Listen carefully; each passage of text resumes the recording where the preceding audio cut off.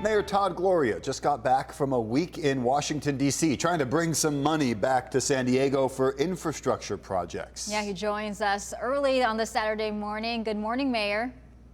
Good morning, Melissa and Jared. Great to see you both. Well, you know, there's so much to talk about, but first, let's talk about the border. Let's start off with that. What's the main message that you sent to those in D.C.?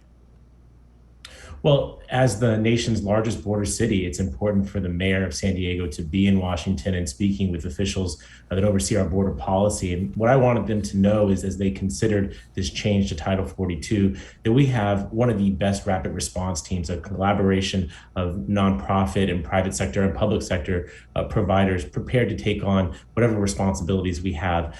These folks have already been accommodating Afghan and Ukrainian refugees. We'll continue to step up in ways that we can. And the ask was simply to make sure that we had resources to do that. The Department of Homeland Security and the Department of Health and Human Services both indicated that some resources will be forthcoming. Border infrastructure is a big deal right now. One of the projects that you and your administration wanted to highlight while you were there was the new Otay Mesa port of entry and try to bring some funding back for that. What's the latest on what Congress is saying about getting that project across the finish line? Jared, this is all about driving down border wait times that so many San Diegans and residents of Baja have to endure. The construction of a third port of entry, something we call Otay Mesa East, is a project that we believe we can break ground on later this year. $1 billion to build in a reduced wait time. We believe we can do that. And what we need from the federal government is the border agents to staff that particular facility. The president released his budget earlier this week. There are some increases that are there, but we want additional agents to be able to staff that facility that not only will reduce border wait times, but boost trade, and that means more jobs for San Diegans. And you know, we're trying to figure out homelessness. That is a huge priority, of course, here in San Diego. What did you discuss with our legislators in D.C. to try to begin to solve this issue? I had key meetings with officials at HUD as well as representatives up on Capitol Hill, including the chair of the housing subcommittee. And the truth is, this is a nationwide concern. Every mayor, every city is dealing with this, including substantial tent encampments in Washington, D.C. What we need from the federal government is a greater investment in housing.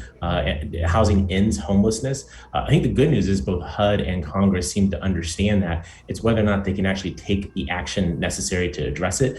There was about $150 billion included for housing in the Build Back Better proposal that we know has sort of been put to the side. As there are discussions about resurrecting that in maybe a piecemeal fashion, my message is do not forget about housing. It is the most critical way that we have to be able to end the crisis that is on our streets, that is homelessness, but also be able to help so many working families that are really struggling with skyrocketing rents. I do think this is national in nature and therefore requires national action. I'm hopeful Congress will take action. We talk about infrastructure, some of the other projects that your administration highlighted, the Del Mar Bluffs, road issues like potholes, bridges, things like that. How do we take a trip like this and turn it into actual dollars to fund projects and improve our streets, our community, our lives?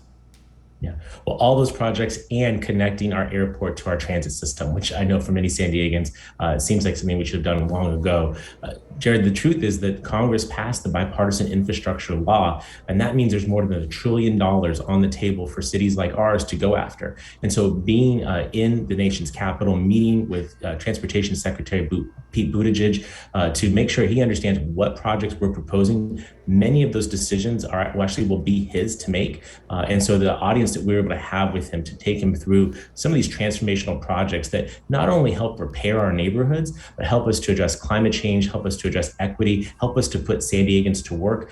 He seemed very favorable to what we shared, and the city will be submitting its applications for these funds in the coming weeks. All right, Mayor Todd Gloria, thanks so much for joining us on this early Saturday. Hopefully you get some rest. I know you probably won't, but we appreciate your time. I give you my taxpayer dollars worth. Make sure you get the money's worth out of me. Thank you so much. Thanks, Mayor. Thank you.